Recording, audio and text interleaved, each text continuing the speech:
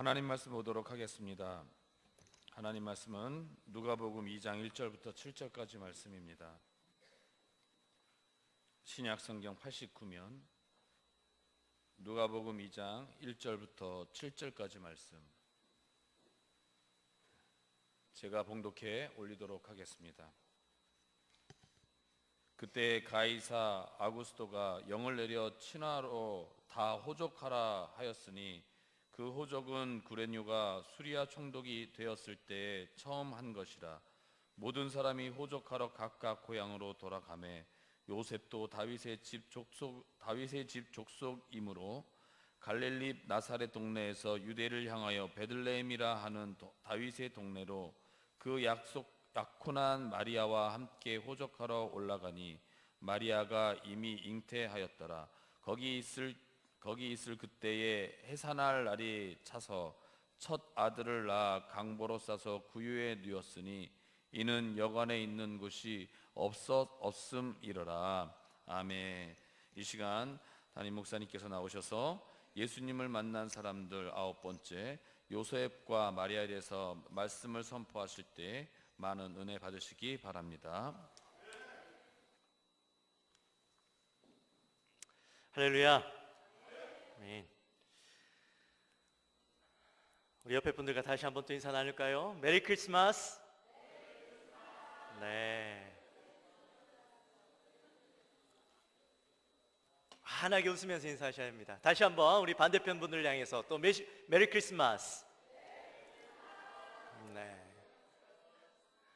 우리 차영대는 밝게 인사하셨는데 저기 뒤에는 별로 밝지 않으신 것 같아요. 네. 오늘은 예수님을 만난 사람들 9번째 시간으로 요셉과 마리아의 이야기를 우리가 함께 나눠보도록 하겠습니다. 사랑하는 성도 여러분, 혹시 여러분들 중에 유럽 여행 다녀오신 분들 있으십니까? 유럽 가보신 분들? 네, 자신 있게 대답하시죠. 유럽은요, 볼거리도 많고 또 먹을거리도 많은 그런 곳이지만 특별히 유럽을 가면 다녀와야 할 곳들이 몇 곳이 있습니다. 그 중에서도 아마 첫 번째로 꼽는 곳이 로마가 아닐까 하는 생각을 해봤습니다. 저도 로마는 무척이나 가보고 싶은데 아직 가보진 못했습니다. 근데 오늘날까지 이 로마가요, 많은 사람들에게 있어서 기억되고 또 회자되고 이 로마의 고대 역사를 중요한 역사로 인식하고 있는 가장 큰 이유가 뭔지 아십니까, 여러분?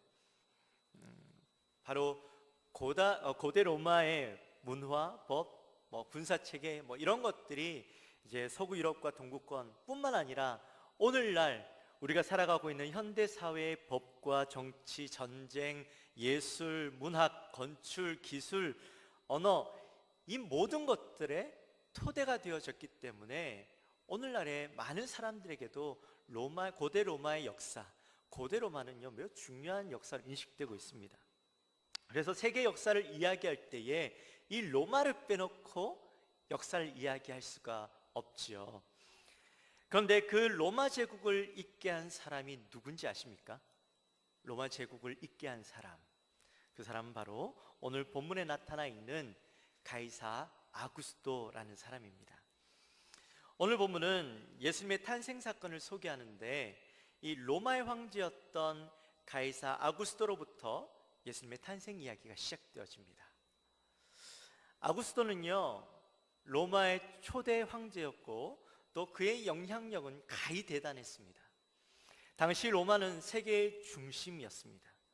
세계 역사를 보면 이 패권이라는 것이 그 세계의 중심, 흐름이 이렇게 흐르고 있는 것을 보게 되는데, 처음에는 이집트에서부터 시작해서 아수르, 바벨론, 페르시아 이렇게 해서 쭉 그 역사가 흘러가서 이제 로마에까지 이르게 되어지는 것이죠.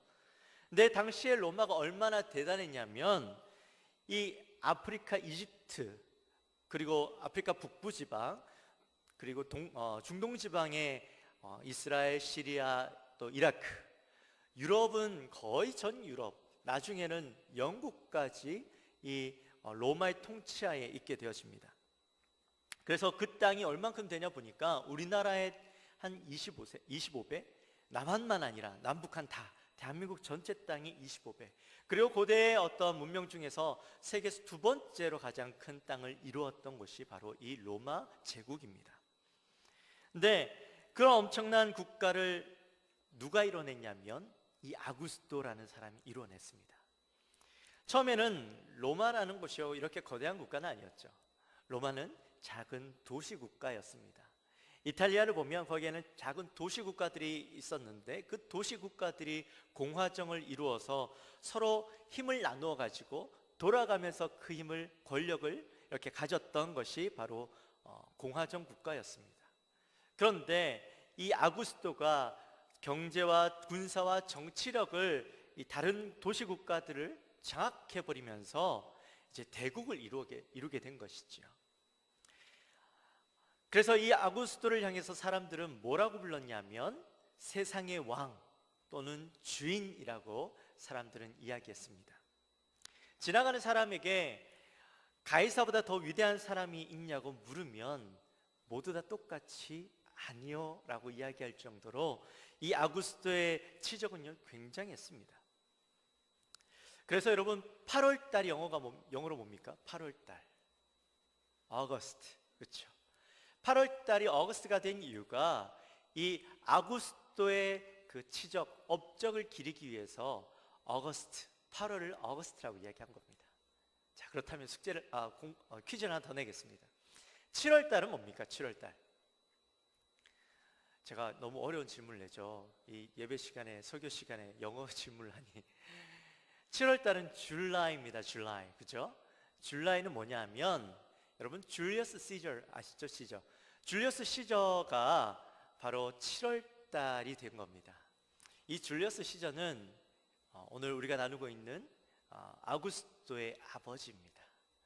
그래서 7월 달은 그의 아버지인 줄리어스 시저가, 8월 달은 그 아들인 아구스토가 차지하게 된 거예요. 그런데 여러분 그 줄리어스 시저라는 사람이 사실은 굉장히 했죠. 우리가 익히 잘 알고 있죠. 근데 그 줄리어스 시저라는 이름 가운데서 시저라는 이름을 나중에 그 황제의 이름으로 사용합니다. 그래서 여러분 이집트에는 누가 있습니까? 바로가 있죠.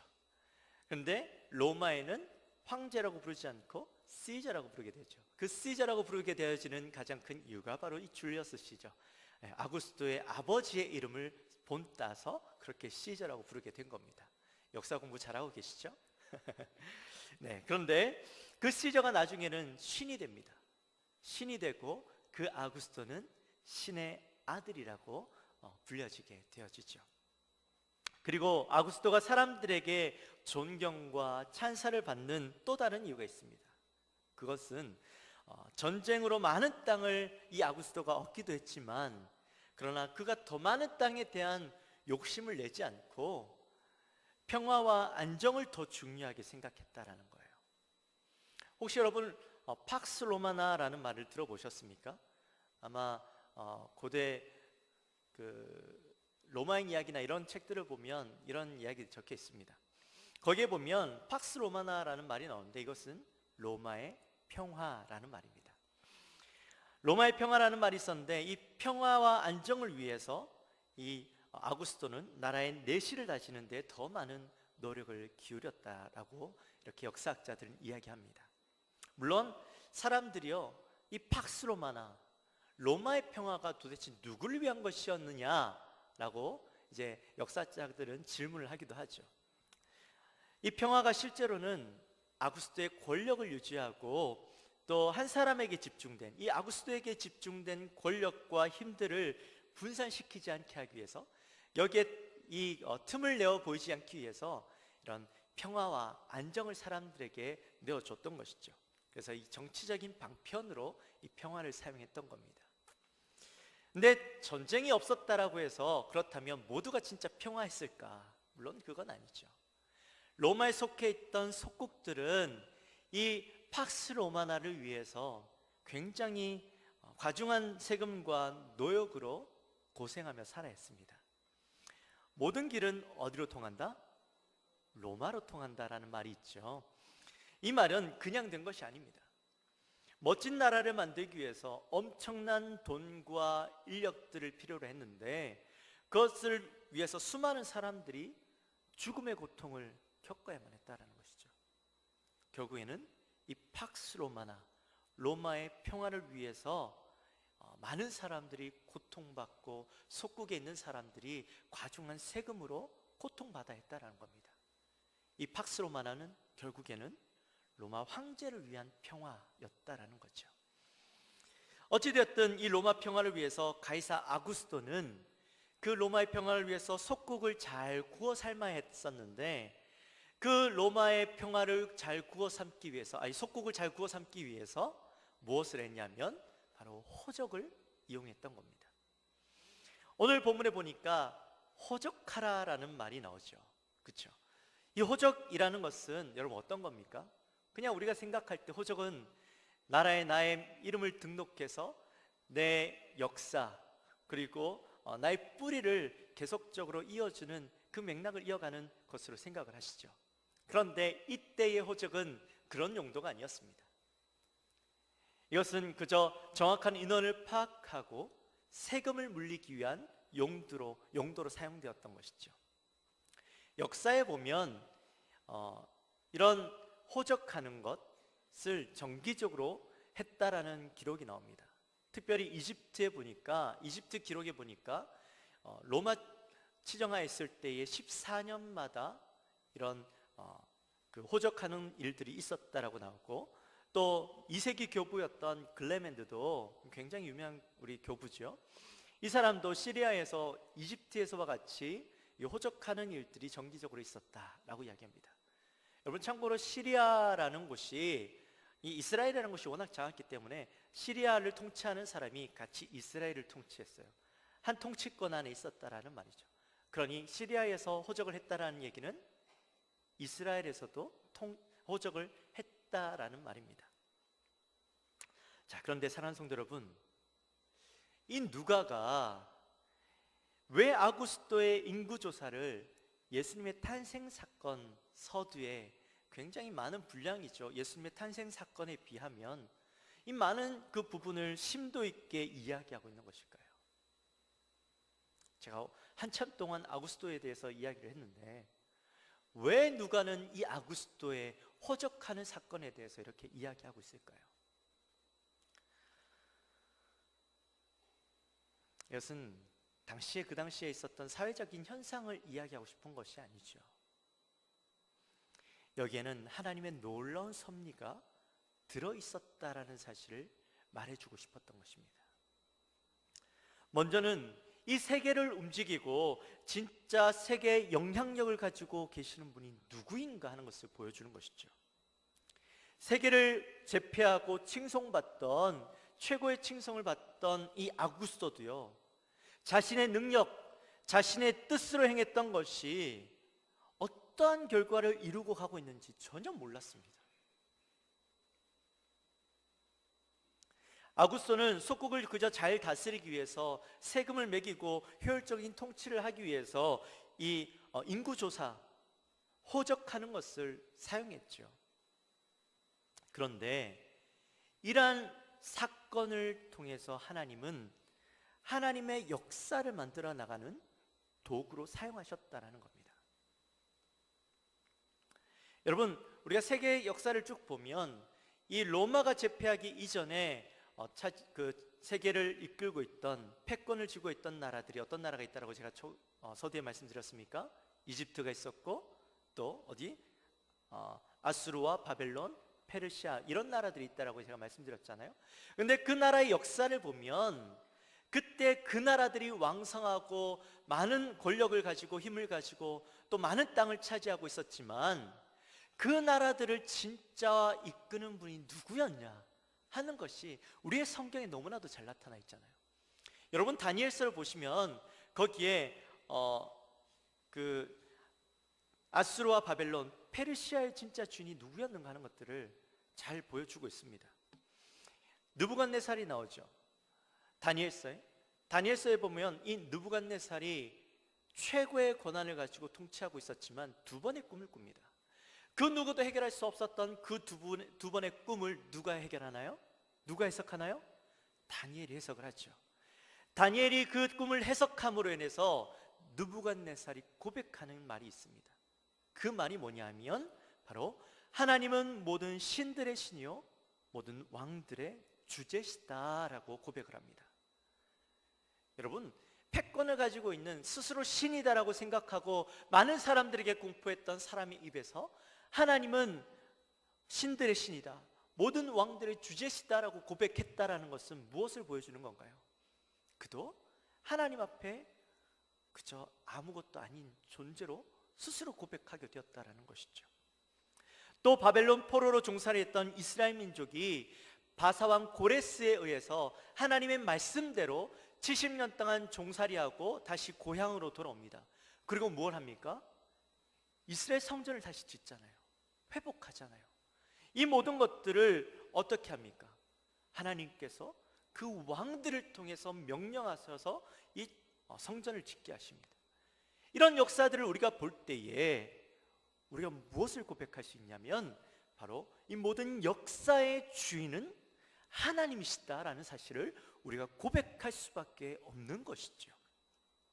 아무리 세계를 제패하고 권력을 가지고 자신들의 신이 최고다라고 여기던 왕들조차 하나님의 꿈, 하나님의 말씀 앞에서 또 하나님의 계획과 섭리 앞에서 철저하게 무너지고 깨지는 모습을 우리가 보고 역사의 주관자는 하나님이라는 사실을 깨닫게 되어지는 것처럼 역시나 오늘 본문 말씀 속에 있는 이 아구스토도 로마 최고의 권위자라고 이야기하는 이 아구스토도 자신의 뜻과는 상관없이 하나님의 도구로 사용되어지고 있다라는 사실입니다. 자, 그렇다면 이 아구스토는 어떤 도구로 사용되어지고 있을까요? 바로 하나님의 구약의 예언들을 성취하는 도구로 지금 사용되고 있다라는 겁니다. 구약 그 미가 선지자에 의해서 예언된 메시아 탄생에 대한 그 예언이 있죠. 미가서 5장 2절 말씀 우리 함께 볼까요? 네, 우리 함께 보도록 합니다. 베들레헴 에브라다야, 너는 유다 족속 중에 작을지라도 이스라엘을 다스릴 자가 내게서 내게로 나올 것이라. 그의 근본은 상고의 영혼에 있느니라. 아멘. 지금 미가가 무엇을 예언하고 있습니까? 미가가 무슨 말을 하고 있어요? 지금 이스라엘을 다스릴 자가 나온다라고 얘기하는데 그 다스릴 자가 어디에서 나온다? 바로 베들레헴에서 나온다라고 이야기하고 있죠. 여러분, 그런데 이 베들레헴이 어떤 곳이냐? 여러분, 베들레헴이 어떤 곳입니까? 오늘 본문 여기 미가서에서 이야기하기를 그것은 어떤 자다? 작은 곳이다 라고 이야기하고 있죠. 작은 마을이었습니다. 베들레헴이 유명한 이유는 단 하나입니다. 이곳에 누가 태어났기 때문에? 다윗이 태어났기 때문에, 다윗의 고향이기 때문에 유명한 것이지 사실은요 그렇게 유명한 것이 아니었어요. 도리어 이스라엘 역사를 바라봤을 때에 이 베들레헴이라는 곳은요 사람들로부터 외면당하고 소외당하던 곳이었어요. 좋은 추억이 별로 없던 곳이었어요. 그런데 그러한 땅에 다시 누가 난다? 이스라엘을 다스릴 왕이 난다라고 이야기하고 있는 겁니다. 근데 여러분, 그냥 거기에 이스라엘을 다스릴 왕이 난다라는 것이 중요한 것이 아니라 그 뒤에 어떤 누가 태어나느냐, 그것이 더 중요하죠. 누가 태어나느냐 보니까 그곳에 태어나실 분은 근본이 상고해라고 이야기합니다. 여러분, 상고가 무슨 말입니까? 상고.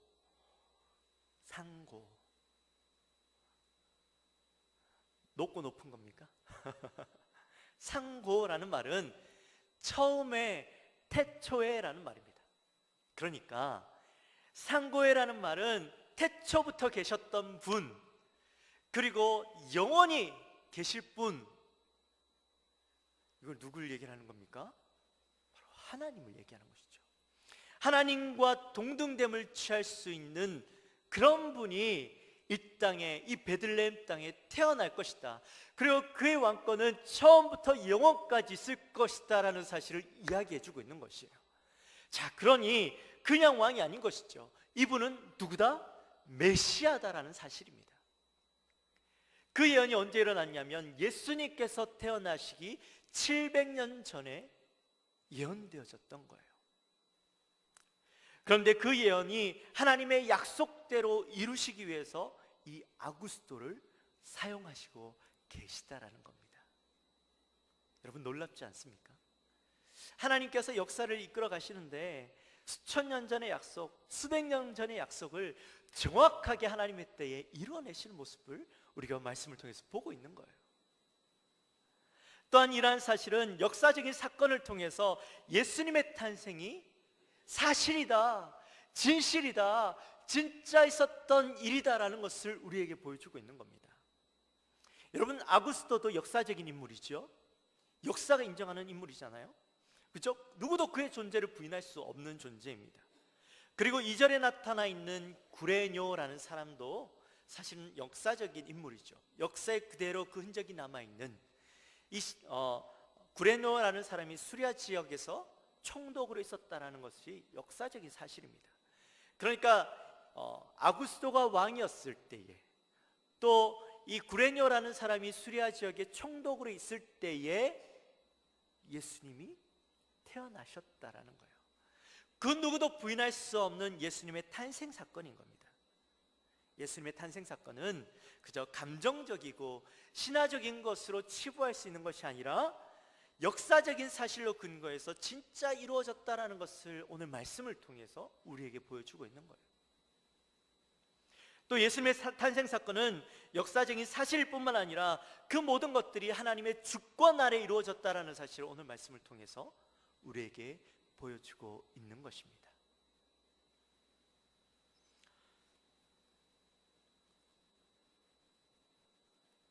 그렇게 아구스토의 호적하라는 명령 때문에 예수님의 어머니와 아버지인 요셉과 마리아가 그들이 살고 있던 갈릴리 어디? 나사렛이라는 곳에서 나와서 어디까지? 베들레헴까지 가게 됩니다. 근데요, 말씀을 보니까 우리가 그런 궁금증이 생깁니다. 여러분은 호적하러 어디 가십니까? 여러분 호적하러 어디 가세요? 네, 군포시청을 가시거나 아니면은 의왕시청을 가시거나 안양시청을 가시거나 좀 멀리 계시면 수원 가시죠. 근데 옛날에는 그 고향에서 호적을 했다라고 들었습니다. 그 군대 신체 검사도 고향에 가서 받았다고 들었습니다. 옛날에 저는 뭐 고향에서 원래 있었던 곳이었기 때문에 상관없지만 예전에 보니까 그 싸이가 대구에 가서 신검을 받고 오더라고요. 굳이 그 멀리까지 신체 검사를 받으러 가야 되는 이유가 뭐였냐 보니까 자기 고향이 있는 호적이 있는 곳에서 신체 검사를 받아야 되기 때문에 그랬다라고 얘기 들었습니다. 이스라엘 백성도요, 나사렛에서 호적할 수 없었을까요? 예, 이스라엘 민족들은요, 자기가 사는 곳에서 호적할 수 없었습니다. 반드시 자기 고향으로 가야만 했었습니다. 왜요? 그것은 그저 유대인들의 관습 때문이었죠. 이스라엘에게 있어서 고향은요, 단순히 아버지가 사는 곳, 조상들이 살았던 곳이 아닙니다. 이스라엘 사람들에게 있어서 고향은 바로 하나님께서 이스라엘 민족들에게 기업으로 나누어 주신 평생 동안 지켜야 할 땅, 민족 대대로 지켜야 할 땅이 바로 이 고향인 것이죠. 그래서 이스라엘 민족들은요, 호적을 하러 반드시 자기 고향으로 가야만 했습니다. 그러니 요셉도 자기 지파의 기업이 있는 그 베들레헴으로 가야 했던 것이죠. 자, 그렇다면 이 베들레헴은 어떤 지파의 것이었을까요? 바로 유다 지파의 것이었습니다. 그리고 유다 지파에는 누가 있어요? 다윗이 있죠. 다윗의 후손으로 그곳에 이 다윗의 후손이라는 사실을 우리에게 보여주고 있는 것입니다.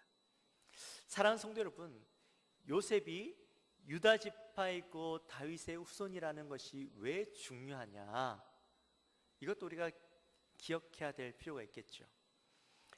이것은 예수님께서 다윗의 왕국을 회복할 자로 오셨다라는 사실을 보여주는 것입니다. 우리가 성경에 보면 여러 가지 하나님과 맺은 언약들이 있습니다. 그 언약 중에서도 이제 다윗의 언약이 있는데 사무엘하 7장에 보면 하나님과 다윗이 언약을 맺는 장면이 나옵니다. 사무엘하 7장 13절 말씀을 한번 제가 읽어드리겠습니다. 그는 내 이름을 위하여 집을 건축할 것이요 나는 그의 나라 왕위를 영원히 견고하게 하리라. 또 16절 말씀, 내 집과 내 나라가 내 앞에서 영원히 보존되고 내 왕위가 영원히 견고하리라 하셨다 하라. 아멘.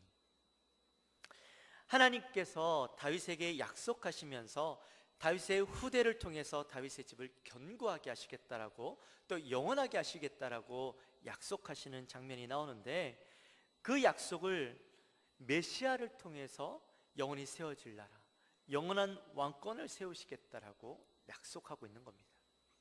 그러니 메시아이신 예수님이 베들레헴에서 나셔야만 했던 것이고, 또 그 베들레헴의 후손, 베들레헴 땅에 기업을 가지고 있는 유다 족속 다윗의 후손으로 나셔야 했던 것이죠.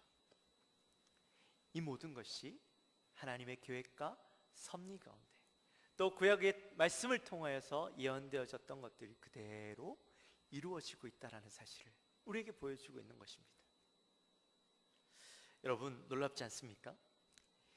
예수님의 세상에 나심이 결코 이 땅의 나심이 세상의 어떤 순리대로 그저 세상의 방법대로 예수님께서 이 땅에 태어나신 것이 아니라 하나님의 철두철미하신 그 계획에 의해서 세상을 호령하던 왕을 통하여서 수백 년 전에, 수천 년 전에 예언되어졌던 그 말씀들을 통하여서 이루어가고 계시고 있다라는 거예요.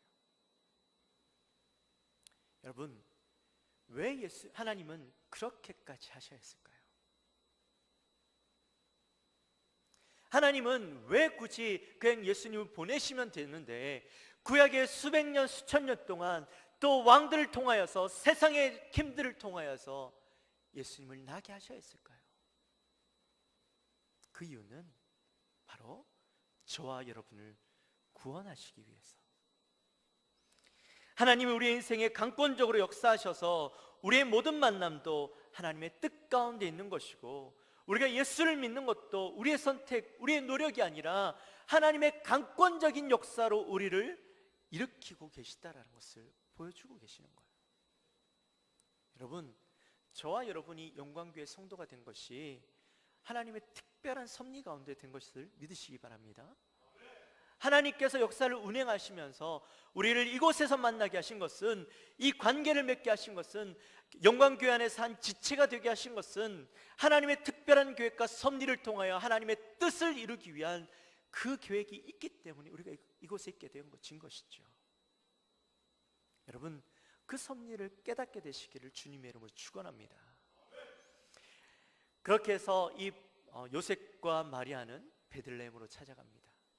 여러분, 그 나사렛이라는 곳에서 베들레헴까지가 얼마 정도 거리가 되냐면 한 140km 정도 됩니다. 꽤나 멀죠. 임산부가 가기에는요 너무 먼 거리입니다. 제가 거리를 재보니까 이 군포에서 대전까지 거리가 되더라고요. 여러분, 대전까지 차를 타고 가도 임산부가 갈 때는요 조심스럽죠.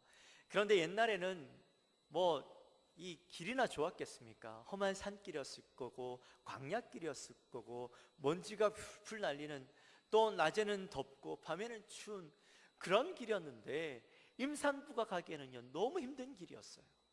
그런데 그 길을 마리아가 가기에 어땠겠습니까? 얼마나 힘들었겠습니까? 그런데 그가 왜 그 길을 가야만 했을까요? 하나님의 약속이 있었기 때문에, 하나님께서 그 길을 갈 수밖에 없도록 만드셨기 때문에 그가 처녀의 몸으로 임신했잖아요.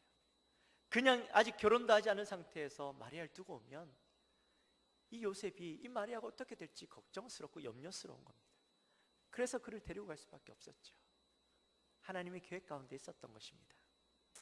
그렇게 해서 이 베들레헴에 도착하게 되어지는데, 베들레헴에 와보니까 아니 이미 많은 사람들로 마을이 가득 차 있는 거예요.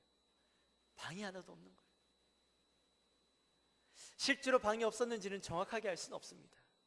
성경에서는 방이 없었다라고 얘기하지만 역사적인 신학자들이 바라봤을 때 방이 없다라는 표현보다는 방은 있었겠지만 가난한 요셉이 그 방을 살 만한 금액이 없었다라는 거예요. 아무리 임산부라고 한들 가난한 마리아를 위한 방은 준비되어 있지 않았다라는 겁니다. 제가 얼마 전에 뉴스 기사에 그런 기사를 봤습니다. 영국에서 한 유명한 호텔이 고객이 노숙자라는 이유로 그 노숙자를 받지 않았다, 그 예약을 취소했다라는 기사를 봤는데 혹시 여러분 보신 적 있으십니까? 이 한 노숙자 단체가 크리스마스를 맞아서 이 노숙자들을 위해서 특별한 이벤트로 유명한 호텔에 이들을 하룻밤 묵게 해주려고 호텔을 예약을 했답니다. 그런데 호텔에서 일방적으로 취소해버린 거예요. 그 이유를 알고. 그래서 물어봤더니 호텔에서는 만약에 노숙자가 우리 호텔에서 묵었다라는 사실이 알려지면 우리 호텔을 묵는 사람들이 이 손님들의 그 이미지가 실추되어지고 호텔의 이미지가 실추되어질 수 있기 때문에 우리는 취소할 수밖에 없다라고 얘기를 했다라는 거예요. 어쩌면 여관들도, 당시의 여관들도 이익이 선의보다 더 중요하게 생각했을지도 모르겠습니다. 그래서 임신한 마리아를 받아들일 수 없었던 거예요. 돈이 없는 가난한 마리아를 받아들일 수가 없었던 거예요. 그래서 그가 마국간에 갈 수밖에 없었던 것이죠. 근데 오늘날 마국간은 동물들만 머무르는 곳이잖아요. 그런데 예수님 시대에는 동물과 함께 사람이 머물기도 했습니다. 당시의 가옥 구조를 보면 1층에는 마국간이 있고 2층에는 사람들이 사는 공간이 있습니다. 근데 이 돈이 있는 사람들은 여관 2층에 방이 있는 그 공간이 있는 곳에 머물렀지만, 그러나 신분이 되지 않고 돈이 없거나 또 종이나 하인들은요, 그런 2층에 올라갈 수 없었습니다. 1층 마국간에서 동물들과 함께 지내야 했습니다. 물론 동물들과 구분해서 있긴 했지만 그곳에서 동물들을 지키며 밤새 이곳에 머무르며 휴식을 해야만 했습니다. 그리고 손님들의 큰 짐도 보관하면서 그곳에서 짐을 지키고 있는, 그러니 마국간에 사람들이 머무르는 것이 어색하지는 않았겠죠. 그런데 그곳에 마리아가 갈 수 없었다라는 것을 본문에서 이야기해 주는 거예요. 이미 그곳에 마국간에도 사람들이 차 있었다라는 겁니다. 그래서 마리아와 요셉이 어디까지 가냐면 외진 곳, 사람들이 다 차 있지 않는 허름한 마국간으로 갈 수밖에 없었다라는 거죠. 이사야 선지자가 예수님에 대해서 이렇게 예언했습니다. 그는 주 앞에서 자라나기를 연한 순 같고 마른 땅에서 나온 뿌리 같아서 고운 모양도 없고 풍채도 없은즉 우리가 보기에 흠모할 만한 아름다운 것이 없도다. 단순히 이것은 예수님의 외모를 이야기하는 것이 아닙니다. 예수님의 인생을 이야기하는 것이죠. 하나님께서 자신의 모든 권리와 능력과 힘을 다 내려놓고 가장 낮고 천한 모습으로 이 땅에 오셨고, 사람들로부터 외면당하고 멸시당하고 천대당하고 결국에는 그 사람들의 손에 의해서 죽임을 당하는 인생이었습니다. 여러분, 얼마나 비참한 인생이었습니까? 예수님께서 이 땅에 태어나실 때도 사람들로부터 인정받지 못하고 축하받지 못하고 그저 쓸쓸하게 이 땅에 태어나신 예수님. 태어난 아기가 누울 자리도 없어서 강포에 그냥 싸서 딱딱한 여물을 넣어두는 그 구유 안에 놔둘 수밖에 없었다라는 사실을 우리에게 많은 이야기를 해주고 있는 것이죠.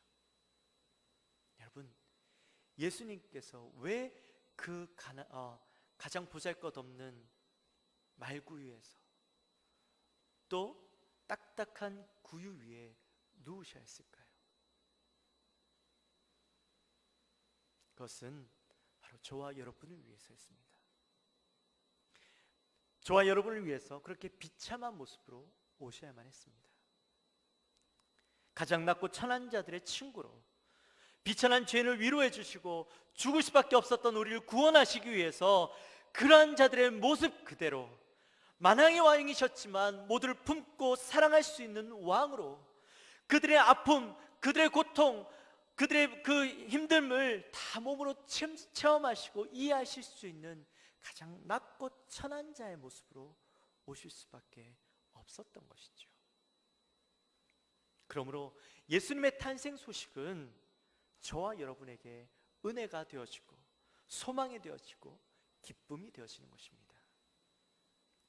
우리가 매년 예수님의 탄생의 이야기를 들으면서 하나님의 놀라운 섭리의 이야기, 또 예수님께서 말구에 나실 수밖에 없었던 이 이야기를 들으면서 이제는 어쩌면 너무나도 그것이 당연한 것처럼 느껴지고 우리에게 아무런 감동이 없는 그저 늘 들어왔던 이야기처럼 들릴지는 모르지만, 그러나 이 사실, 예수님, 하나님이신 예수님께서 이 땅에 오셔서 가장 낮고 천한 자의 모습으로 오실 수밖에 없었던 이유가 바로 나 때문이라는 사실, 그리고 수천 년 전의 모든 일들이 하나님의 모든 완벽한 계획과 섭리 가운데 이루어지고 세상의 왕을 통하여서 그 모든 것들을 이루셨다라는 그것이 나를 위한 사실이었다는 사실을 깨닫고 나면 우리의 마음 가운데 이 예수님의 탄생 사건은 그저 역사적인 사건으로 머무르는 것이 아니라 나를 향한 놀라운 계획이었다라는 사실을 우리가 깨닫게 되어지는 것이죠. 여러분, 그 놀라운 사실을 여러분의 가슴 가운데 새기고 우리가 한 주를 또한 살아가며 그 예수 그리스도의 탄생을 나를 위한 것이구나 기뻐하며 감사하며 감격하며 살아가는 저와 여러분이 되어주시기를 주님의 이름으로 축원합니다. 우리 시간 함께 찬양했으면 좋겠는데요,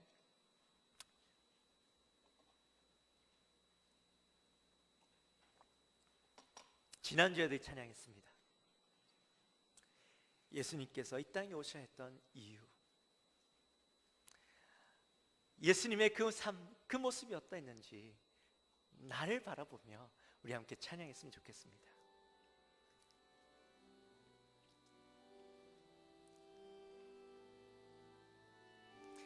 찬양의 가사를 잘 묵상하십시오. 이 세상 가장 아름다운 순종의 눈물, 온 세상 다시 빛나게 한, 온 세상 다시 빛나게 한 생명의 눈물, 생명의 눈물. 그가 이 땅에 오신 이유, 그가 이 땅에 오신 이유, 죽어야 살게 되고 져야만 승리하는 놀랍고 영원한 신비, 지으신 그대로 회복시킨 우리의 창조주 그리스도, 십자가의 길로 아버지 뜻 이루셨네. 그가 이 땅에 오신 이유, 이제 우리에게 맡겨진 그 소망, 그 사랑, 그 생명, 아름답고 눈부신 십자가의 길, 우리가 이 땅에 살아갈